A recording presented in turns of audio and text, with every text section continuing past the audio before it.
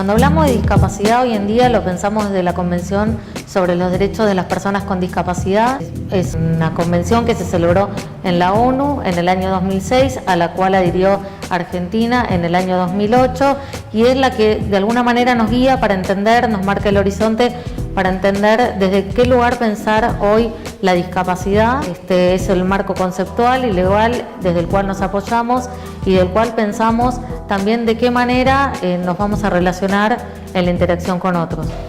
¿Por qué es importante la Convención sobre los Derechos de las Personas con Discapacidad? Es importante porque los derechos son vulnerados, entonces hay que pensar en convenciones que de alguna manera protejan a las personas.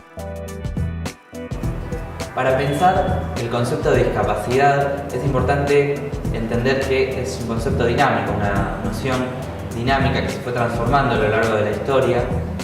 y que se encuentra en permanente movimiento. Por lo tanto, podríamos pensar esquemáticamente 4 momentos, 4 cambios de paradigma que son simplemente esquemas teóricos, pero que nos sirven a los fines pedagógicos para entender cómo este concepto fue evolucionando hasta la actualidad. Podríamos decir que en un primer momento, en la antigüedad, a las personas con discapacidad se las excluía. Partimos del paradigma de exclusión para pensar cómo a esas personas se las consideraba inservibles, se las consideraba indeseables, porque no cumplían una determinada función social. Después, a lo largo del tiempo, eso se fue modificando y a las personas con discapacidad se las fue integrando parcialmente, pero todavía desde una separación, desde una segregación por parte de la sociedad. Por lo tanto, podemos hablar de un segundo momento de segregación, de un momento en el cual a las personas se las empieza a integrar, pero todavía se las mantiene aisladas, todavía se las considera enfermas, disfuncionales, inservibles, y por lo tanto se las aísla, se las mantiene dentro de la sociedad, se las considera personas, quizás se las empieza a considerar personas, pero todavía manteniéndolas segregadas, separadas de la sociedad.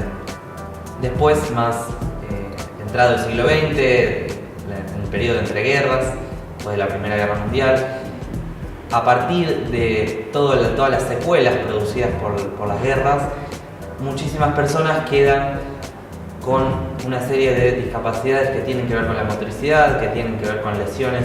producto de la guerra, y a esas personas se las intenta normalizar, se las intenta a partir del paradigma médico, es decir, a partir de un paradigma médico readaptador, rehabilitador,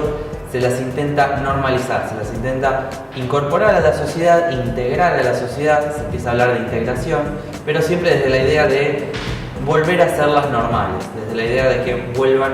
a cumplir con los estándares de supuesta normalidad. Y finalmente podríamos pensar el momento actual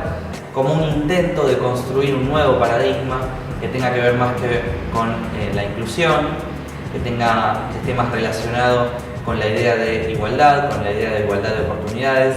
y con la idea de pensarnos como una sociedad diversa, es decir, de pensar que construimos una sociedad inclusiva a partir de que somos todos y todas personas diversas.